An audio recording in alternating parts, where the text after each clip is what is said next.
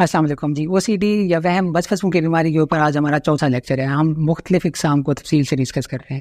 آج میں ایک آپ کے ساتھ سٹوری شیئر کرنا چاہتا ہوں. ایک مریضہ آئی ہیں ہمارے پاس اور ان کے ساتھ جو گھر والے آئے ہوئے تھے وہ کہتے کہ جب بھی گھر میں کوئی مہمان آ جائیں, کوئی رشتہ دار آ جائیں, وہ کہیں بھی بیٹھ رہے ہیں, صوفے کے اوپر بیٹھ رہے ہیں, بیڈ کے اوپر بیٹھ رہے ہیں, جس گلاس سے پانی پی رہے ہیں, جس چیز کو ہاتھ لگا رہے ہیں, اگر اس سے بھی ہاتھ ملا رہے ہیں تو ان ساری چیزوں کو اس مریضہ نے کیا کرنا ہوتا ہے, دھونا ہوتا ہے, ان کو پاک کرنا ہوتا ہے. اس کے ذہن میں آ جاتا ہے کہ اس سب کو جراثیم لگ چکے ہیں, اب اس کو پاک کرنے کی ضرورت ہے.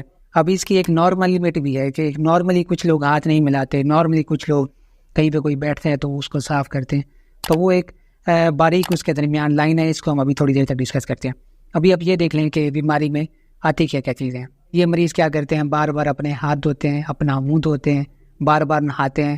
تھوڑا سا کام کریں گے, یعنی کہ کوئی چیز کہیں سے اٹھا کے رکھ دی ہے, کسی سے مل لیا ہے, کوئی گھر کا کام کر لیا ہے, کوئی چیز اٹھائی ہے, تو اس طرح کے چھوٹے موٹے کام کریں گے. ان کے فوراً بعد ان کو ہاتھ دھونا پڑتا ہے.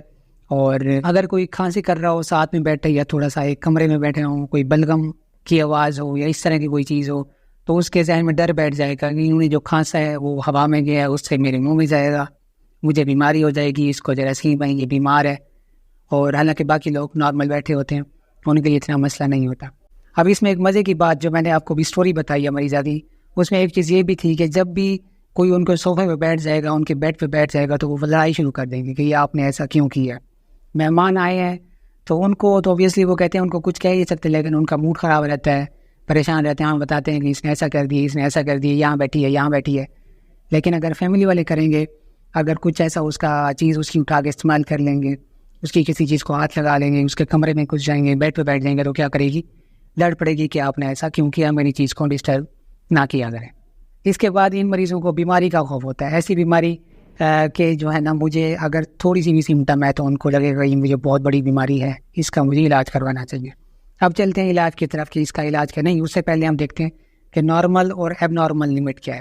نارملی کچھ لوگ تھوڑا صفائی پسند ہوتے ہیں, وہ جب بھی تھوڑا سا کام کرتے ہیں ہاتھ دھو لیتے ہیں, اس میں کوئی بھی کباہت نہیں ہے. کچھ لوگ اوور کنسرنڈ ہوتے ہیں کہ ان کے روم میں کوئی نہ آئے, تو ایک لمٹ تک یہ چیزیں نارمل ہیں. اس کو ہر چیز کو جو ہے نا بیماری میں شامل نہیں کرتے.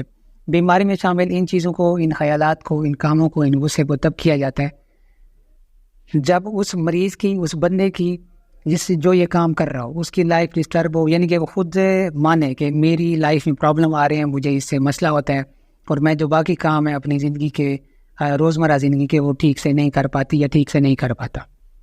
اگلی بات یہ ہے کہ ان کے ساتھ جو فیملی رہتی ہے وہ بھی نوٹ کرے, وہ بھی بتائے کہ یہ چیزیں اب نارمل لمٹ تک کرتی ہیں, یعنی کہ اس حد تک کرتی ہیں یا کرتا ہے کہ یہ چیزیں ہمیں لگتا ہے کہ اس کے ساتھ کوئی مسئلہ ہے. اب چلتے ہیں علاج کی طرف. علاج میں سب سے پہلے جو OCD میں آتا ہے وہ ہے کوگنیٹیو بیہیویئرل تھراپی ہے, جس کو ہم CBT کہتے ہیں. ایکسپوجر ریسپانس تھراپی ہے, پھر میڈیسن وغیرہ آتی ہیں, ساتھ میں میڈیسن بھی ہم نے چلانی ہوتی ہیں. اب اس میں کیا ہوتا ہے کہ ذہن کو ہم نے کلیئر کرنا ہوتا ہے. جو ٹیکنیک یوز کی جاتی ہے, مریض کو سائیکالوجسٹ جو کرتے ہیں وہ یہ بتاتے ہیں کہ آپ اگر ان خیالوں سے لڑ لیں گے, ان کو ٹھیک کر لیں گے, اگر اس آپ نہیں کریں گے تو آپ کی لائف کیسے ہوگی. مثال کے طور پر اگر ان کے روزمرہ کے کام ڈسٹرب ہو رہے ہیں, بار بار نہاتے ہیں تو ان کے جسم خشک ہو گیا ہے, وہ ڈسٹرب ہوتے ہیں کہ یار مجھے اتنی بار نہانا پڑتا ہے, مجھے یہ کام کرنا پڑتا ہے.